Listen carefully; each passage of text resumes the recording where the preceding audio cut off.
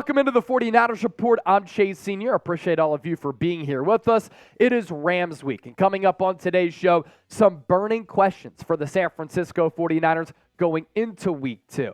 First, though, speaking of that game, we're back for another watch party. Niners at Levi Stadium South, SoFi Stadium, right outside of Los Angeles. The game begins at 4:05 p.m. Eastern, 1:05 for those of you on the West Coast. But here on the 49ers Report, our watch party starts with an hour and 5-minute pregame show. And during that watch party, an exciting announcement here on the program, we will be giving away this signed Brandon Aiyuk jersey to our Super Chat MVP. Tune in to find out. Subscribe to the channel. Turn on those notifications. Therefore, when we do go live, you will be notified. So without further ado, my burning questions for the Niners here. Let's start off with the quarterback that they're going to be going up against. That is Matthew Stafford. Question that I've gotten from a lot of fans this week in the lead up to this game. Is Stafford back? Had that elbow injury last year, did not play well, and the Rams as a collective team were not good. Matthew Stafford looked good against the Seahawks on the road in that 30-13 win. So too did that offense without Cooper Kupp, who will also not be playing in this game because he's on IR. Stafford throwing for 334 yards. He completed 24 of 38 of his passes. No touchdowns, but Tutu Atwell went off. The young receiver Nakua also had a really good game. He's a rookie out of BYU. And this is a big point of emphasis for the Niners in this game. The Rams were 11 of 13 on third down against Seattle, and Sean McVay completely owned Pete Carroll after halftime.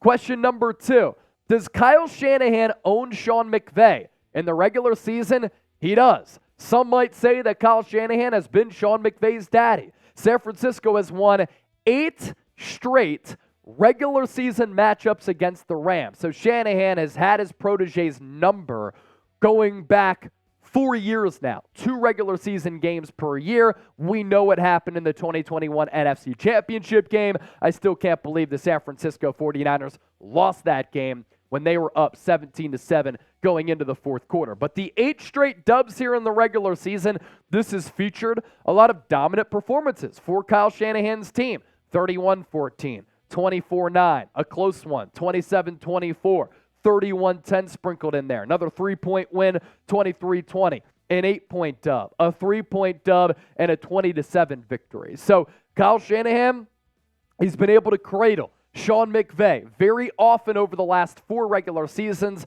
Will that continue on Sunday? I think the Niners get the dub as 8-point favorites. Number's a little bit high, but I do think the Niners win. What's also cool, some more chat stats for you, is that Deebo Samuel in his career in the regular season is not only 7-0 against the Rams, but oftentimes it seems as though he plays his best football against that team in Los Angeles. And last year, he was owning Jalen Ramsey. He was carving up that Rams defense. And again, this is a consistent occurrence for Deebo, who seems to get up for these games against one of their fiercest division rivals. George Kittle on a podcast this week also saying this will be a bloodbath. Another question that's burning for me right now. Is Brock Purdy legit? The numbers and the trends back up that Purdy is off to a terrific start in his NFL career. And if you watch him play, how can you not be impressed with what he's been able to do? The key to success for Purdy in week 1, throwing to the intermediate area of the field. We have some in-depth numbers for you. Purdy against the Steelers, 9 of 10, 151 yards, 2 touchdowns on passes of 10 to 19 air yards in week 1. He had a completion percentage over expected at plus 28.5%. That rate was the best completion percentage over expected to the intermediate area of the field, 10 to 19 yards since week 16 of 2020. So what Brock Purdy is doing right now, everybody wants to call him a dink and dunk passer. I thought that once he replaced Jimmy Garoppolo, that the explosive downfield vertical element to the Niners offense finally returned. And under Kyle Shanahan, that's lethal because he can cook when he's able to draw up some routes for his weapons underneath. Purdy, what he's doing right now has to be noticed, and I'm very, very impressed. So what do you think? I'm not going to say that Brock Purdy is elite yet. I'd say that he is a top 15 quarterback, and I'm in agreement with Micah Parsons with how he's played over a fairly large sample size. 8-0 in his regular season starts, 9-0 if you count him replacing Jimmy G and leading the Niners to a comeback win. So Brock Purdy, elite, good, or average, you be a part of the show right now. Next up, is right tackle a problem? In short, right tackle is a problem for the San Francisco 49ers. Colton McKivitz really struggled week 1 against TJ Watt. And I know a lot of you were saying, but Chase, it's TJ Watt. The Niners are going to be facing some of the best defensive linemen in the game coming up on the schedule this year. And when you look at these pressures here for San Francisco, it's not ideal when 9 of them come on the right side of that line of scrimmage. And when Colton McKivitz has 5 on 34 total pass rushing snaps. His Pro Football Focus grades in week 1, they were not good by any means, and he has to improve because you have to protect Brock Purdy. Overall grade of 45, pass blocking grade of 40.6, run blocking grade of 45.4. He played 68 total snaps, pass blocking snaps at 34, so it was a 50-50 run-pass ratio for Kyle Shanahan. 3 sacks allowed, 1 hit allowed, 5 pressures against TJ Watt. And this is why this is important. The defensive linemen, edge rushers, and defensive ends that the Niners will take on, and this is only a list of 10, there are a lot more quality players who the Niners will have to pass protect against. Aaron Donald, Kayvon Thibodeau, Micah Parsons, Myles Garrett, Danielle Hunter, Trey Hendrickson, Josh Allen, Shaq Barrett, Hassan Reddick, Montez Sweat. And my point and my concern here is that if Colton McKivitz can't prove that he can hold up in pass protection, you know where all of these players are going to line up? Especially if Spencer Burford continues to struggle as well on the right side of that line of scrimmage. It's an eat or get eaten league, and these players will eat up against Colton McKivitz if he can't hold up in pass pro. Now, we have a lot more burning questions to get to. First up, today's show is sponsored by AG1. I take this supplement every single day, and it really sets the foundation for the rest of my day. It's great for you, it tastes great, and it has 75 high-quality vitamins, minerals, and whole food source nutrients. I'm very picky about what I put into my body. That's why I love AG1. I gave it a try because given my work schedule and workout regimen, I wanted sustained energy. I wanted to keep my immune system strong so that I can give you content every single day. And the benefits of daily use of AG1 and the benefits of this deal, if you smash that link down below, 5 free travel packs and a year's supply of vitamin D.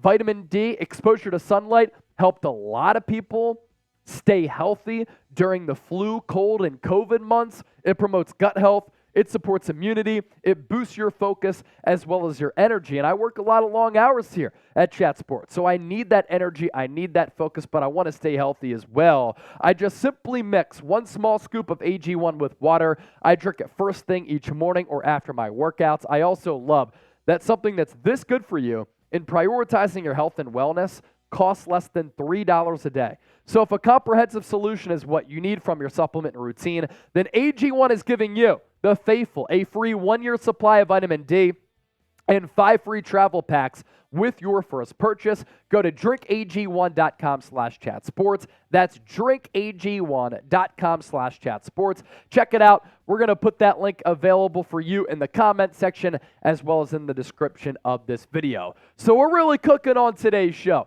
A couple of burning questions that I had and some more to come. Brandon Aiyuk. Is he San Francisco's best wide receiver?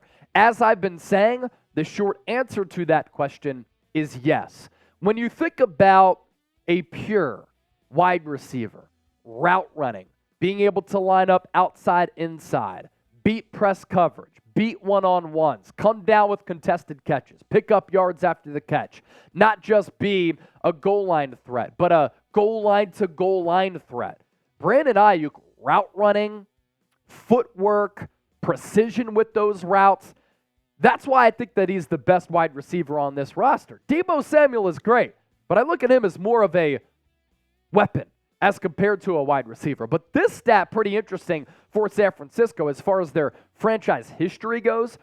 Fastest in Niner history to 200 catches. George Kittle, number 1 at 43. Jerry Rice, it took him 44 games to do that.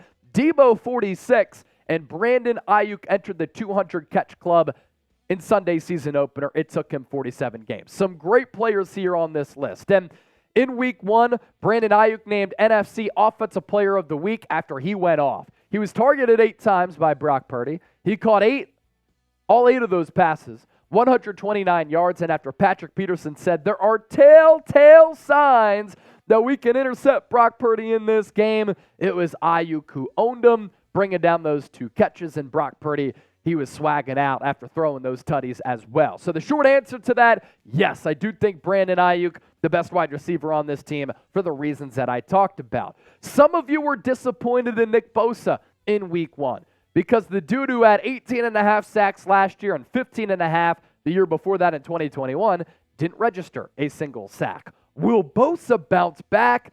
Overreaction if you're concerned about him. We're talking about the reigning defensive player of the year who signed on Wednesday and then still logged basically a full workload of 35 snaps. Best pure pass rusher in the game. He's going to be just fine.